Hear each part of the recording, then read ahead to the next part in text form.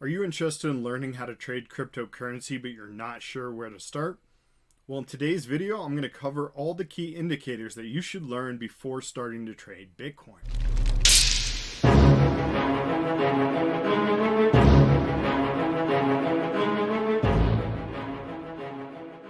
Welcome to Bitcoin Trading for Beginners, a guide to key indicators. We'll all explain the secrets of a few key technical indicators that every trader should know. Before we dive into these technical indicators, you need to understand the significance of technical analysis in the world of trading. Technical analysis is a crucial tool for traders. It helps us make informed decisions by examining historical price points and volume data to predict future price movements. It's also important to remember that all trades, regardless of the technical analysis, have some level of risk. So as we go through these indicators, keep in mind that effective risk management will help mitigate potential losses. And as always, only invest where you can personally afford to lose. Use stop losses on your trades and have a plan in place for when things don't work out. The first indicator I'd like to cover is moving averages. Put simply, moving averages smooth out price data over a specific time period, which helps us identify trends and potential reversal points. Traders commonly use two types of moving averages: the simple moving average, or SMA, and the exponential moving average, or EMA. Let's start with the simple moving average, SMA. The simple moving average is a straightforward calculation of the average price of an asset over a specific time period. It provides a more balanced view of price movement. It's valuable in identifying long-term trends and potential support and resistance levels. SMA tends to lag behind price movements because it treats all data points in the selected period equally. If you're using a 50-day SMA on a Bitcoin chart, it will provide you with the average closing price of the past 50 days. A crossover of a shorter-term SMA, like a 20-day moving average, above the longer-term SMA, like the 50-day, can signal a potential bullish trend, indicating an opportunity to buy. Alternatively, when the shorter-term SMA crosses below the longer-term SMA, it suggests a bearish trend, signaling a potential to sell. Now, let's talk about the exponential moving average, or EMA. The exponential moving average is very similar to the SMA, but places more weight on recent prices. It gives it greater importance to the most recent data points, making it more responsive to current price changes. EMA is favored for short-term trading and identifying trends faster than the SMA. It helps traders react more quickly to price changes and can be more sensitive to market fluctuations. EMA reduces lag compared to SMA because it assigns a higher weighting to the recent prices. Suppose you're using a 10-day EMA and a 50-day EMA on a Bitcoin chart. When the 10-day EMA crosses above the 50-day EMA, it indicates a potential bullish trend and buy opportunity. Alternatively, a crossover on the 10-day EMA below the 50-day EMA suggests a potential bearish trend. The primary difference between SMA and EMA is the way they calculate the average. SMA treats all data points in the selected period equally, providing a more balanced view of price movement. It lags behind recent price changes and is preferred for identifying long-term trends, while the EMA assigns more weight to recent prices, making it more responsive to current price changes. It reacts faster to market fluctuations and is more commonly used for short-term trading. In summary, SMA is ideal for identifying long-term trends, while EMA is better suited for short-term trading due to its responsiveness to recent price movements. Traders choose between these moving averages based on their trading goals and time frames. Now let's explore three essential technical indicators for Bitcoin trading: the Relative Strength Index, or RSI, the Stochastic Oscillator, and Bollinger Bands. The data for each of these technical indicators comes from the price and volume data of the asset being analyzed. In our case, it's Bitcoin. These indicators are mathematical calculations. First, let's talk about Relative Strength Index, RSI. RSI measures the magnitude of recent price changes to determine if Bitcoin is overbought or oversold. RSI is calculated based on the closing prices of Bitcoin over a specific period, often 14 days.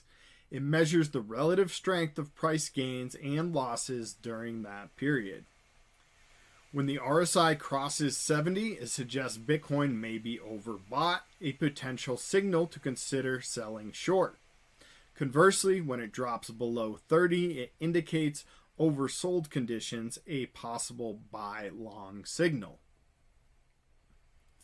Next up is the Stochastic Oscillator, which compares the closing price of Bitcoin to its price range over a specific period.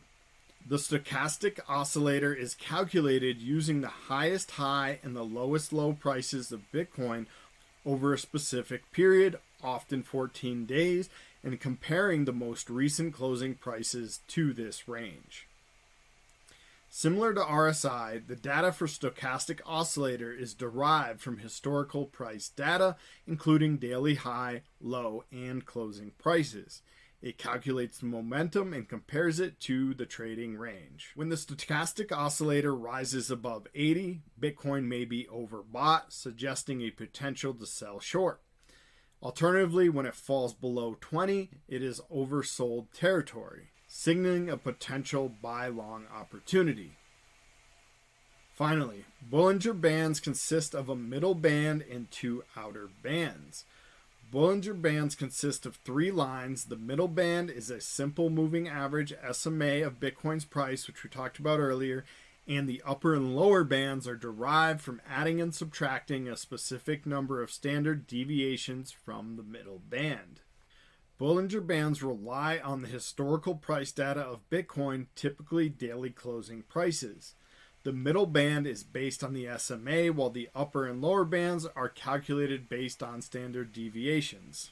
When Bitcoin's price reaches the upper band, it may be considered overbought, a signal to sell short. When it touches the lower band, it may be considered oversold, a potential to buy long. In summary, these indicators use historical price and volume data of Bitcoin to create their signals. Traders and analysts input this data into mathematical formulas to generate the values displayed on the charts. These indicators are widely used because they provide insights into price momentum, overbought and oversold conditions, and potential support and resistance levels, helping traders make informed decisions based on the historical price patterns and trends. The next trading signal I'd like to cover is Fibonacci retracement levels.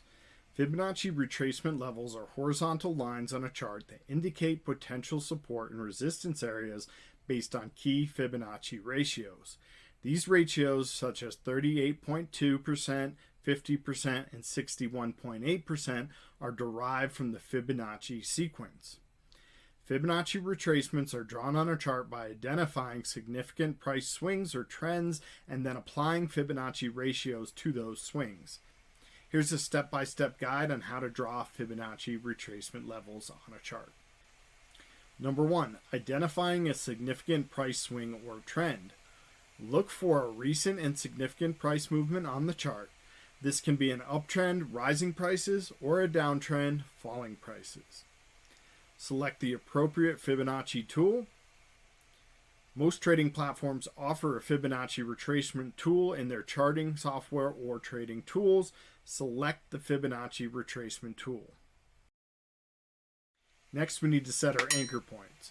With the Fibonacci retracement tool selected, click and drag from the starting point of the price swing or trend to the ending point. These points are often referred to as swing high and swing low for uptrends and the reverse for downtrends. Finally, choose the Fibonacci retracement levels. After drawing the tool, you'll typically see horizontal lines on the chart that correspond to different Fibonacci retracement levels. The most commonly used retracement levels are 38.2%, 50%, and 61.8%, but you can customize these levels as needed. Once the retracement levels are displayed, you can observe how the price interacts with these levels. Here's what each level represents. 8.2%, a shallow retracement often seen in strong trends. 50%, a moderate retracement level which can be a key support and resistance area. And 61.8%, a deeper retracement level indicating a potential reversal or trend change. In this example, we have a Bitcoin chart with a recent uptrend. As the price starts to retrace or pull back, we can use Fibonacci retracement levels to identify potential support levels for buying long. When Bitcoin's price retraces to the 38.2% level and shows signs of bouncing back, it may be a favorable entry point for a long position. On the other hand, if the retracement is deeper and reaches the 61.8% level, it could signal a potential reversal or bearish trend, offering an opportunity to sell short. Remember, Fibonacci retracement levels are not foolproof, but they can complement your trading strategy by helping you identify potential entry and exit points. You can incorporate Fibonacci retracement levels into your analysis, but always use them alongside other indicators and risk management strategies. Last up on our list for today is going to be pivot points. Pivot points are calculated on the previous day price data and provide potential support and resistance levels for the current trading day. These levels can help traders identify potential entry and exit points. Here's how you can use pivot points in your trading strategy. In this example, we have a Bitcoin chart with pivot points calculated. The central pivot point indicated by PP is a key reference point. If Bitcoin's price is above the PP, it suggests a bullish bias, and traders may look for a long opportunity. And in reverse, if Bitcoin's price is below the central pivot point, it indicates a bearish bias and traders may consider to sell short. In addition, R1, R2, S1, and S2 are abbreviations commonly used in pivot point analysis, representing different support and resistance levels calculated based on the central pivot point. Here's what each of the terms means.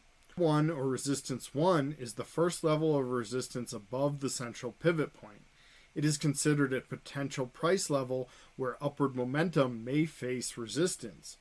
Traders often watch R1 to gauge whether an asset can break through this level and continue to rise.